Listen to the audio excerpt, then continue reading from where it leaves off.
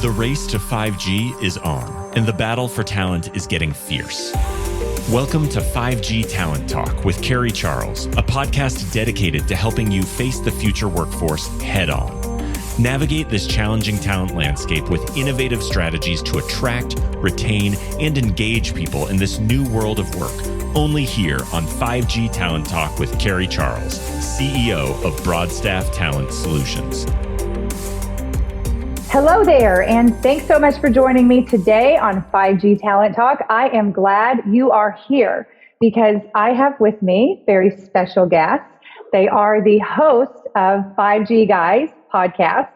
And in fact, I was just a guest on the 5G Guys podcast a couple of weeks ago. And I said, you know what, let's get you on 5G Talent Talk because you have a lot to share. So I want to first introduce you to these fine gentlemen. It's Wayne Smith and Dan McVaugh. They are wireless industry veterans, and you're going to hear a lot about that in just a moment.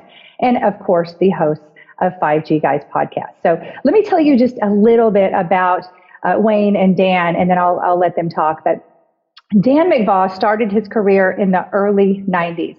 After 17 years leading ATEX and Centerline, he stepped away to start a consulting practice where he developed telecom infrastructure projects. He is also the president of the Colorado Wireless Association. Dan, thanks for coming on the show.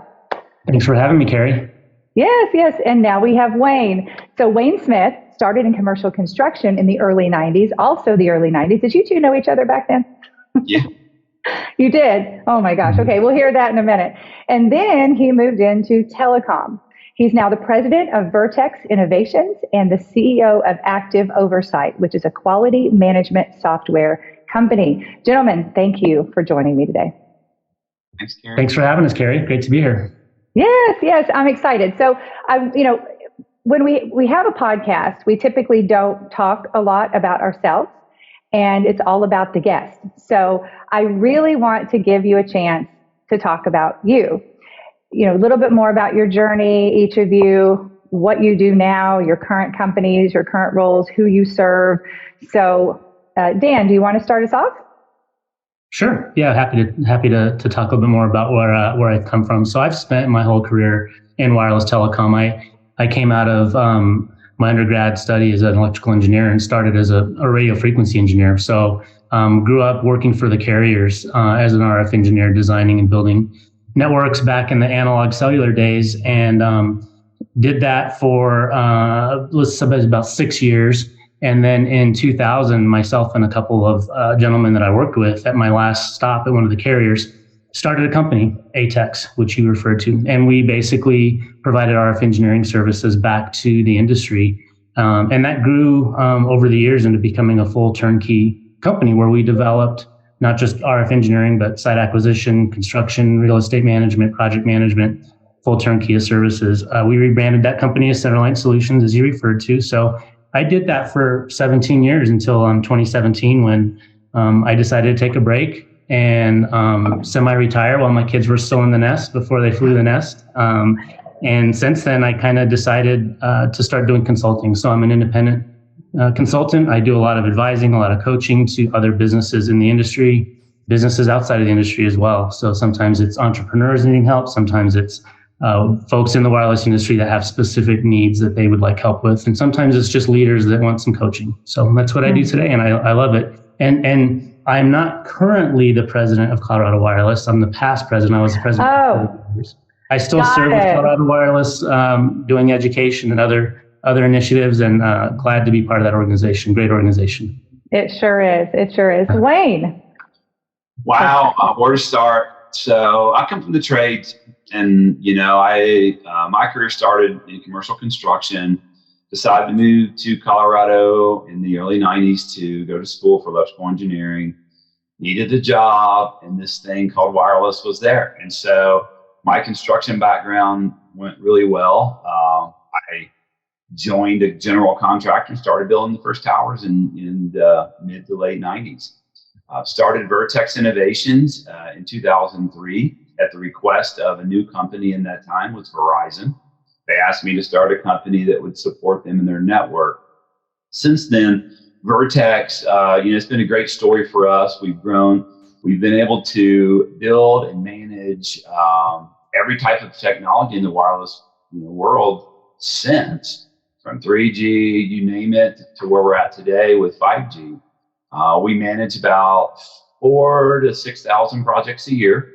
Where we do, we also have a segment that builds live data center projects and greenfield data centers. We're doing about $700 million in data center projects today, where we facilitate the build. It's been a crazy journey of learning, working from home and then moving into a full staffed company. We have employees in 23 states. And then in 2015, we found that we needed to manage the quality of the project and the deliverables. We started a company called Active Oversight. It's quality management software. And what it does, it allows us to scale in to manage so many projects per year. And it's a quick version of what I do. We definitely want to fill a gap where companies need project management and engineering services. Got it. Wonderful. Wow. That's a lot of projects every year. We've probably done, I think we were trying to figure out around 40, 50,000 total, of what, since we've been in business, and this year will be our 20th year. My goodness. Congratulations, Wayne. Yeah. Both of you. I mean, you're highly accomplished in the industry. And, I'm curious because I have so many people ask me about how to start a podcast and why I did it and how much work is it really and how do you do this and is it worth it? And yes, I say. But, curious from your end, what's the story behind 5G Guys, and, what do you talk about on the show, and why did you create it? What kind of guests do you have on? And also, we need to know where to find you. Dan, jump right in. All right. So it's funny. So when I started doing my independent thing after I left Centerline Solutions, I was trying to figure out how I could reach people, and I tried to start blogging. I'm not a very good writer.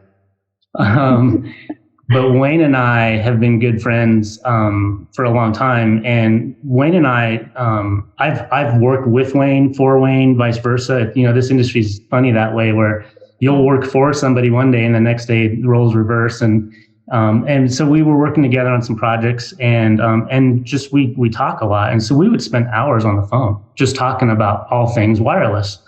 And one day Wayne said, what do you think about recording this and making a podcast? And I was like, oh, okay, I'm a better talker than a writer, so let's give it a shot. And so that's how we started it. But really what Wayne and I were trying to do was not speak to people in the industry as much as people that are outside of wireless, maybe were intimidated by wireless.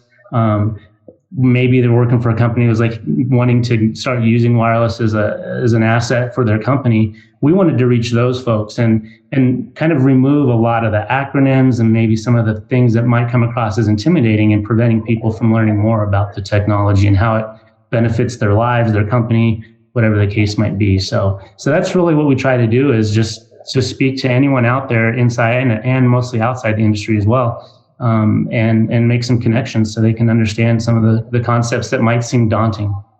Wow.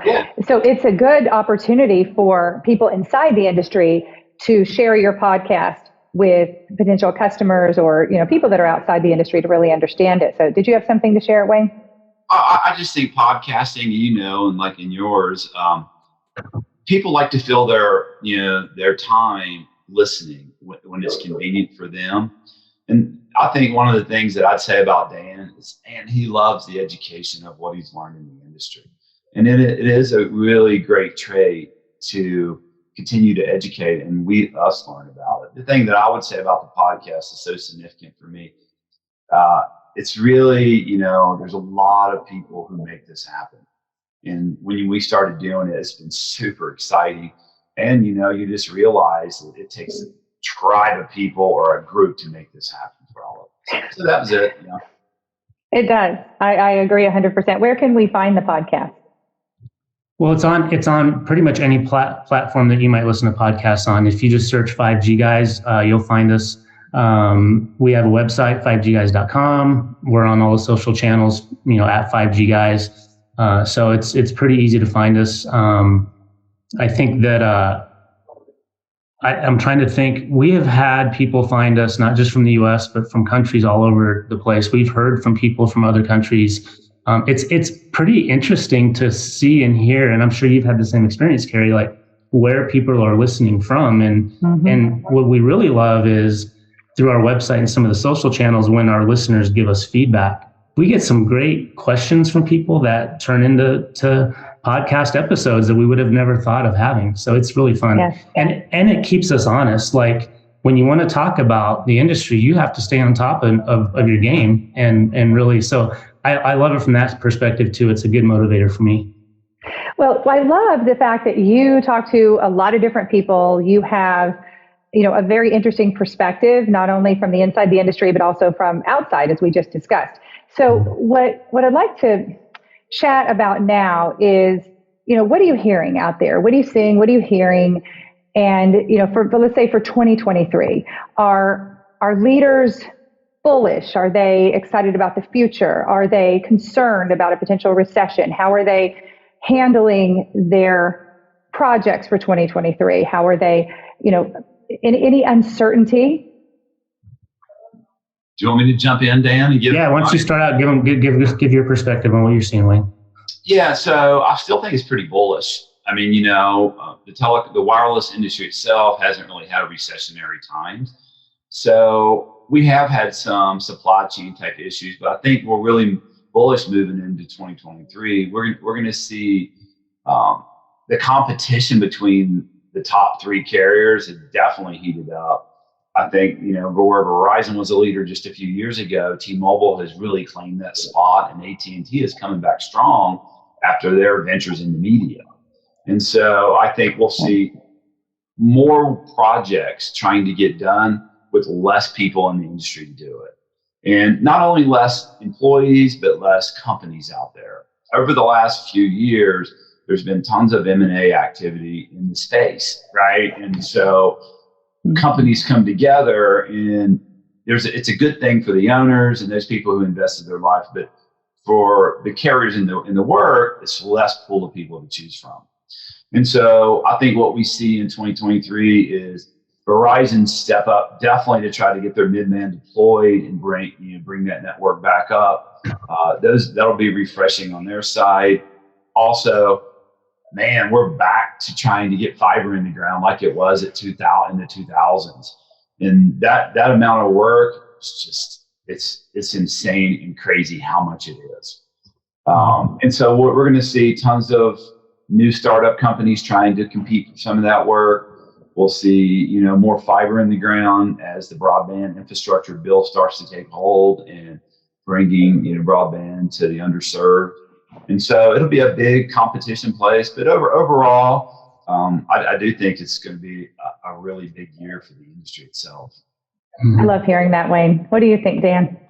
Yeah, I think, one way I've always described, and I'll talk about wireless in a couple different ways. There's the cellular part of the wireless industry, like Wayne's alluding to, right? And that part of the industry, as long as I've been part of it, I describe it as a pendulum. There's always activity. It's just where the activity is and how money is being spent is changing on a cyclical basis or as market dynamics change. And so a lot of people I'm working with in that part of the wireless industry are bullish. I agree with Wayne. I think there's some concern behind that bullishness, and there's people that are preparing for, things are going to change. There may be some staffing changes. There may be some companies that are becoming more efficient, as Wayne alluded to. So that might mean people are changing companies. But I think everyone is quite bullish. And to Wayne's point, within the cellular industry, the players in the C-band, AT&T and Verizon, are definitely looking to still focus on more activity around putting that spectrum to use. And I hear that from people I work with, for example, tower companies. Tower companies are a great lead indicator of activity because they've got leasing activity on their towers relative to that work. So they see these companies doing things like engineering structurally to make plans to make changes on that tower. And so I do see that in 23. And the other thing we have to remember is Dish. Dish is going to have some requirements to launch markets to be compliant with the requirements with the FCC this next year. And so there's going to be a lot of activity around Dish that's going to be different than the other three carriers. And so it's kind of some diversity of types of activity among the carriers. The other part of wireless that's not cellular, and I have some clients that are not in cellular at all. They work in public safety, they work in broadcast. There's a lot of activity of new entrants with CBRS, with private networks. So you're seeing, and with the infrastructure bill spending. And so that might be fiber in the ground, rural broadband, connecting America with a lot of, billions of dollars that have been allocated to make those connections happen. And that activity is really picking up into this next year. So when I look at the non-cellular space, I see a lot more new development versus in cellular, I see a lot more shoring up of what they already do. So, I'm excited, right? I'm excited about the future. I'm also bullish as well. But obviously, we need people to accomplish what we need to accomplish. But I know we're going to talk about workforce in just a minute. But I'm curious about, obviously, there's not enough people. There's not enough human beings to do what we need to do. So are you seeing that companies are talking more about developing software programs and platforms where people are not required so they can actually become more efficient, like you just said? And what do you see on the forefront there? Yeah, so that's what we've done with Active Oversight. We've made it where we can kind of take the project from the tail end and make sure all the tasks are done so we can do more volume. When we speak to doing 4,000 or 5,000 projects, we're doing that with 50 so employees at the company, right? And so we have become more efficient. And software, I think the tough part about it is where can you build efficiency in your workforce that allows them to reduce duplication of work? One of the things about the industry is every company has a different tool you have to do. So, what I've seen over the years is that employees, say you had a construction manager and they were really good at implementation and building software. Well, now half their day is doing Zoom calls because we're zooming it in and we're doing data entry. So we've turned those construction people into data entry people. And it's not a very good, transition in all cases. And so I think finding that happy medium within tools that allows the person to shine through with their skills and their experience and getting the data that you need to transform the business and report on what's happening. And why is data important nowadays? All the carriers are public companies. They use public investment to build infrastructure, and it needs to be done to spend that money investment wisely. And so you have to do reporting to allow those stockholders and shareholders to understand what's getting done on a daily basis. So, employee efficiency is always at the top tier of how do we not overburden them with software, let them do their true skills, whether it's construction or project management. And so that's the happy medium that we're all trying to work towards, I think. Right. So Dan, are you seeing your clients using more tech, adopting or even creating for themselves like Wayne has done? Yeah, absolutely. I think, self-creating, buying things off the shelf, a combination, a hybrid of customization, a lot of development of processes and procedures as well, so that they can, to Wayne's point, the key is becoming more efficient in how we do things. And it's really driven, this is not to say that there's a reduction in workforce as a result. It's the exact opposite. There's such a shortage of workforce that the industry has to become more efficient to fill the gap between the number of workers we need and the number of workers we have. So there's still a huge workforce shortage. In fact, I just had a call this week with 4 other individuals from different facets of the industry talking about workforce development and how can we reach more people and make them aware of the industry and recruit them into the industry, because there is still such a shortage. So the digital transformation is a necessity to keep up with the demand, not to reduce what we need in the industry, if that makes sense.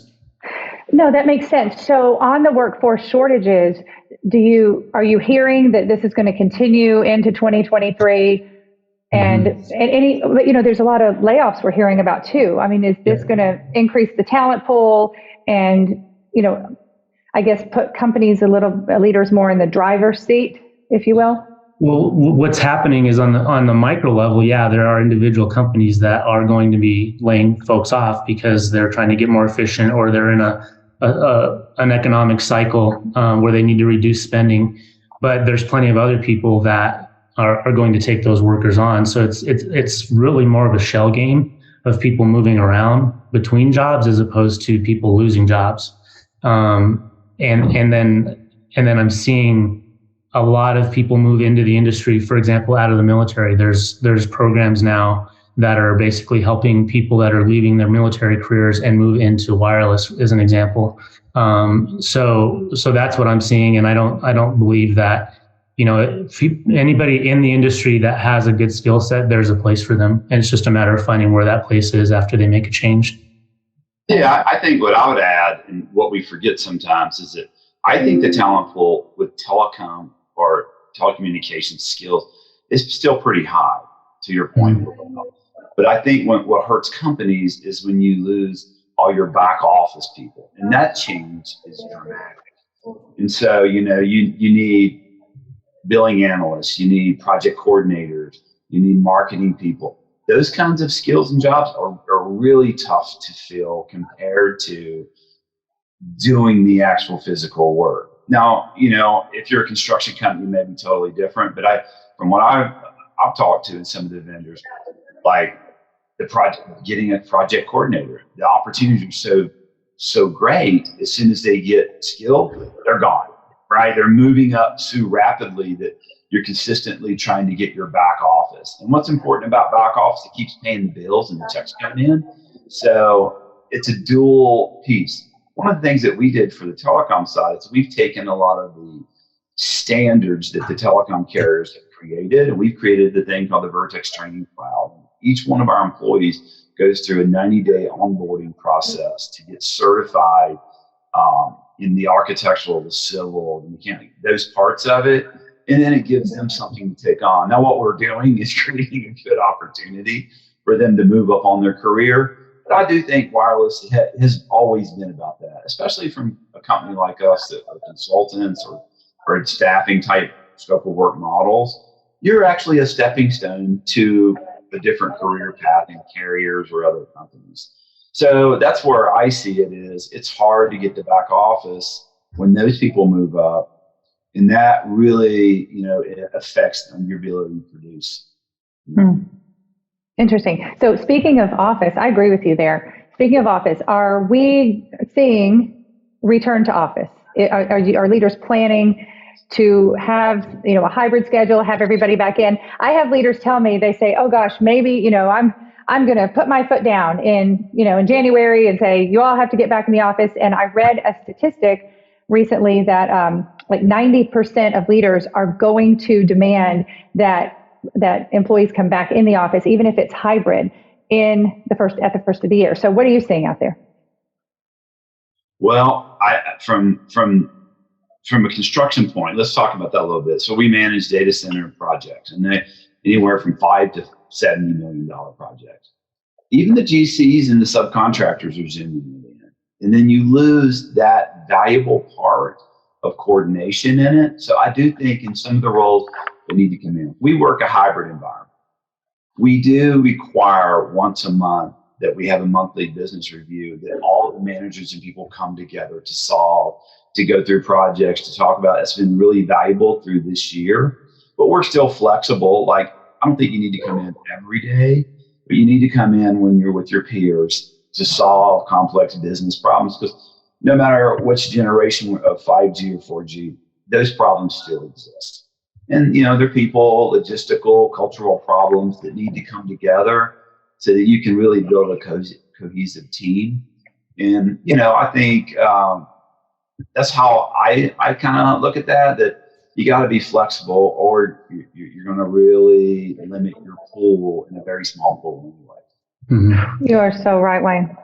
Yeah, I see the same thing. A lot of my clients are moving to more of a hybrid for sure. And that would be the case more on the, I'll call it the professional services side of things. Clients that are construction contractors that are, rubber, they never left the office. So that there was really no return to office for them. Like they've continued through pandemic, having to figure out a way to safely be in the office because there's no way to warehouse equipment and pick that equipment up and go to the job site virtually. Like it's just not possible. Right. So they are becoming maybe a little bit hybrid with some of their back office staff, like Wayne's talking about. But for the most part, they never left. And so that's really not even an issue. Right. So let's talk about company culture. Wayne, I want to hear more about your company culture at Vertex. Anything that is, that you're doing that's different or, that your employees just absolutely, love and really helps you retain your team. So we're doing a lot, and hats off to my CFO and the HR teams. We just had our company party, and we did a virtual party for everyone to come in. And we did this thing called Elster, where everyone got random gift, and we all opened them on Zoom. So we made that happen. But I think company culture, it comes down to this for me. I've been in the industry a long time with Dan. I live by my values, and my values at the company are the same as in my life. I try to, and they're pretty easy: integrity, accountability, commitment, respect, performance, and urgency. And when you found it on a set of values, you don't have to remember it. And when we onboard and we talk about those things, and I think what that does for culture is that. Well, there's nothing different. There's been a lot of different terms in society with wokeness or different things. But really, for me, it comes down to our values. When we make a commitment, we keep it. We want to be accountable to what our word is. We want to act with urgency. I think as a vendor to big customers, they want to know that you care and that you'll pick up the phone, you'll solve their problems, and you won't create problems for that. And more importantly, performance into this day and age, we want to be measured on what we promised in our commitments. And if you can do those things, I think our culture stands up pretty strong. The thing that we work on the most is communication. In the remote hybrid world, you start to develop the silo mentality of your work. You got to remember, man, like this is a team effort amongst folks. So we do things like that. We just did we did a giant swag buy this year. I think it's important to provide for your employees, and we all went together and we got them and we sent it all out. And that's the kind of feedback and the things that we're doing. We do, we honor all birthdays and anniversaries. I don't know if you've heard of Snappy Gifts, and there's a plug for them, but it's pretty cool. Every employee is already set up. They can go out and pick something else they want and add to the workforce. So we're trying to do everything that we can. Good benefits. At Vertex, we do a pension program, retirement. We work at PEO models. We have 215 different healthcare plans that meet every kind of, I would say, a place in life wherever you are, because healthcare demands changing from entry level to when you're more a senior employee. So those are some of the things that we do with culture. I stand behind my word, and we try to get it done, and it goes a long ways. I stand behind my word, and as the leader of a company, that's everything. I mean, it really is everything. So no, thanks for sharing that, Wayne. Dan, what have you seen with the companies, your clients and the companies that you consult with? Yeah, I would agree with what Wayne's saying, like just a overall higher degree of accountability. But the thing that stands out to me the most is, and this could be, obvious, I'm working with leaders that are forward thinking, that want to progress, to want to change in a positive way. So I'm sure companies that I'm not working with that aren't thinking that way, right? So I recognize that I probably have a bit of a bias based on who I work with, but I'm seeing that accountability is bidirectional. it's not just leaders expecting their employees to be accountable to them, but vice versa. And leaders realizing that. So I'm seeing an increase in transparency by leadership to allow employees to be more bought in. I'm seeing an improved bi-directional communication flow, which is essential for hybrid, for example. And so I'm just really seeing a lot more of a focus on, it's not just about the paycheck, but it's becoming more about a lot of the things Wayne's talking about, the culture, the accountability, the everyone feeling like they make a difference and they're not just, fulfilling a task and going home. So that's what I'm really starting to see. And I love it because, I've had plenty of jobs myself where you're just an employee that's taking an order and fulfilling a task and then going home. And I just don't see that being the case as much anymore.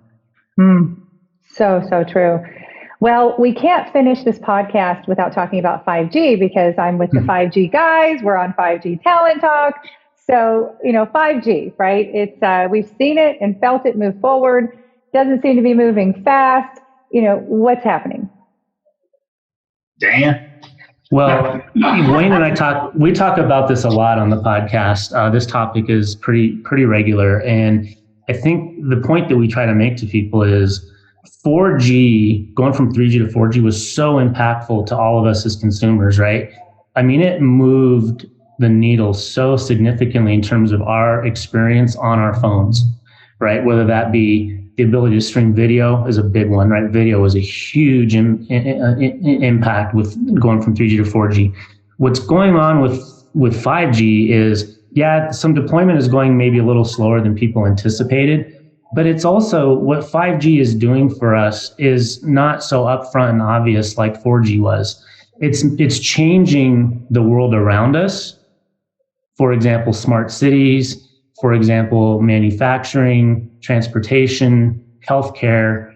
Those aren't things that we necessarily see like when we, go to YouTube on our phone like we did with 4G. So to a lot of us, it doesn't feel like the impact has been there.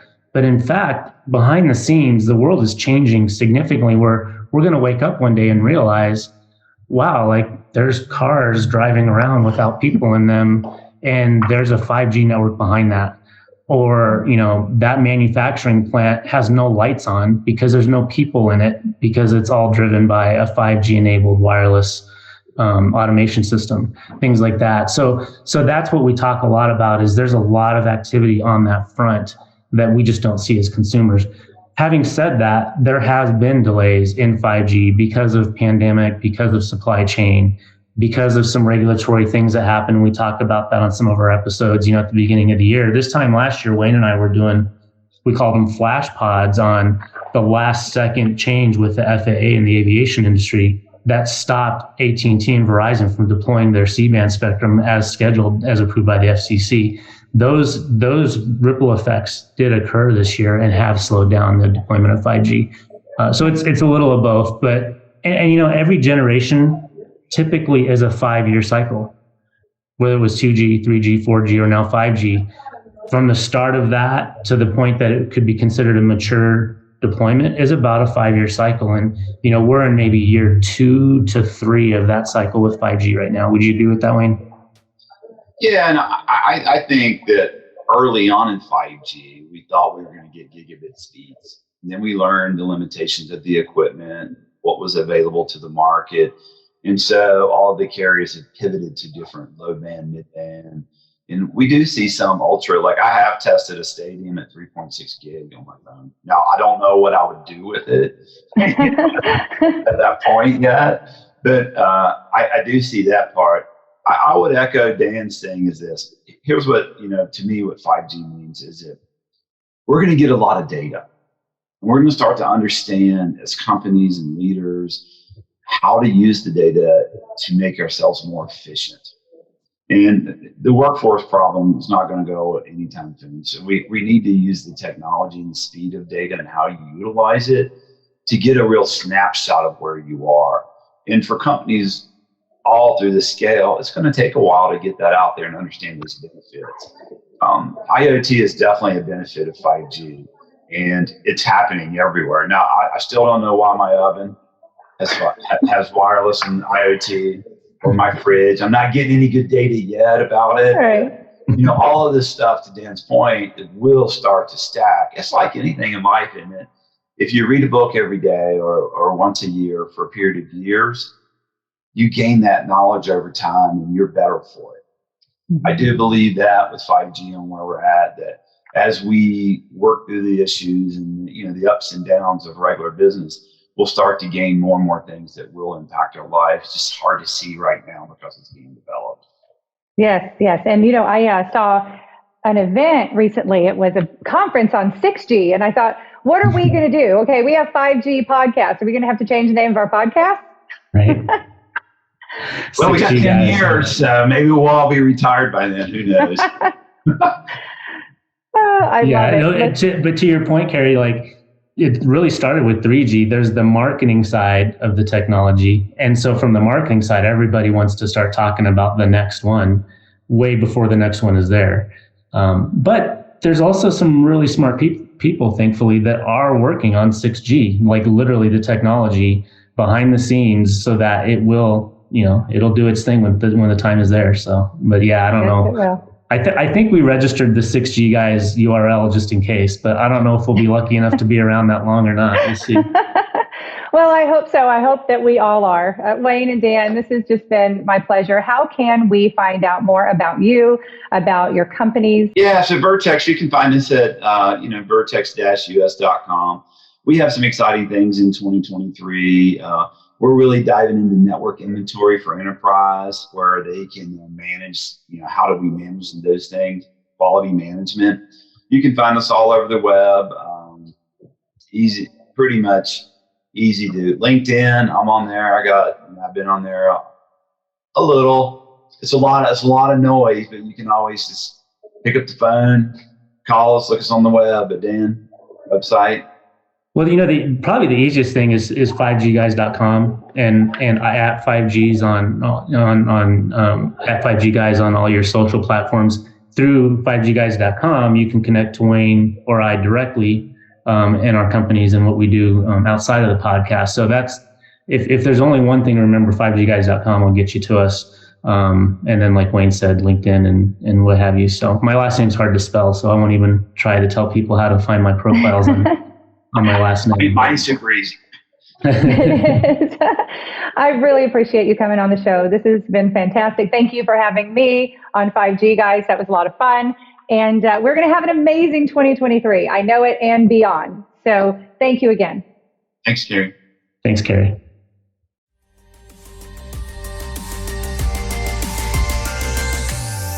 Thank you for listening to another informative episode of 5G Talent Talk, brought to you by RCR Wireless News, Telecom Careers, and Broadstaff Talent Solutions. As we advance into the future, we promise to bring you the resources you need to navigate this ever-changing landscape of 5G to help you attract, retain, and engage people in this new world of work. To access the show notes or leave a review, visit broadstaffglobal.com. Until next time.